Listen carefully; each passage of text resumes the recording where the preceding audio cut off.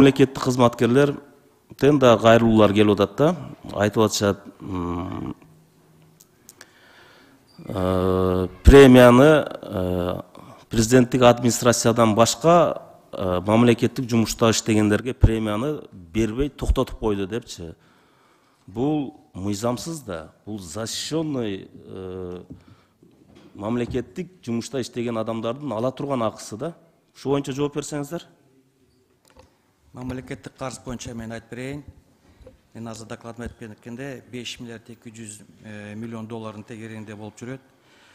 Быйыл болсо биз кол койгон жалпы эл аралык келишимдерге 583 миллион доллар болуп атат. Бирок айтып кетишибиз керек. Соглашение кол койгондо бул сага карыз болуп эсептеленбейт. Проект башталып, освоение болуп атканда ошондо келип түшөт да. Ошо жылдын башынан баштап биздин карызыбыз көп деле өскөн эмес. А бул карыз ошо 90-жылдан бери келатып, азыр чоң мөөнөттөгү суммаларды азыр график негизинде төлөп келатабыз. Мен айтып кетейин, биздин киреше жагыбыз, именно салык жагыбыз 203 миллиард сом болсо, Качадан бери келет дейсиз? Кандай? Кайсы 90-жылдан бери келет кандайсызбы? 90-жылдан бери биз алып келе атпайбызбы карыздарды, займдарды, кредиттерди?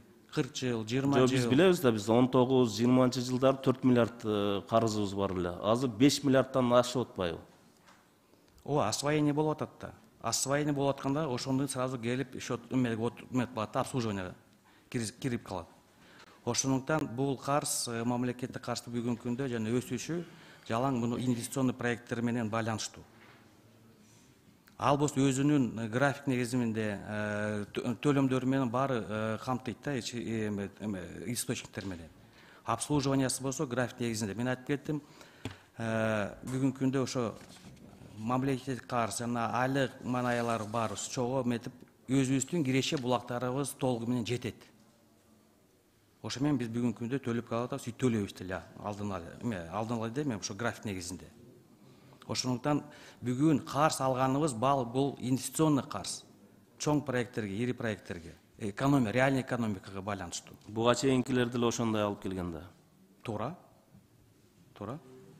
Биз качан кылабыз? Сырткы карыздарды азайтууну качан баштайбыз? Сырткы карызды азайтуу боюнча мен айтып кетпедимби? Азыр бүгүнкү күндө биздин мамлекетибиз ушундай льготный условия турат, сверхльготный кредит алсак болот. 2-3 жылдын ичинде бул ушундай условия бизге токтолот. Ошондо биз уже башка даража этип, уже льготный эмес, мындай керек болсо, мындай уже более проценттер бийигирээк уже ала турган болуп калабыз. Ошондо анан сиз айткандай уже азайтабыз. Ага чейин Кудай буйруса биздин булактарыбызда кошумча булактарыбызда пайда болот. Инвестиционный проекттерге. Бул карыздан коркпош керек азыр. Баары биздин экономика бараткан. Ала бериш керек, коркпой эле. Кандай?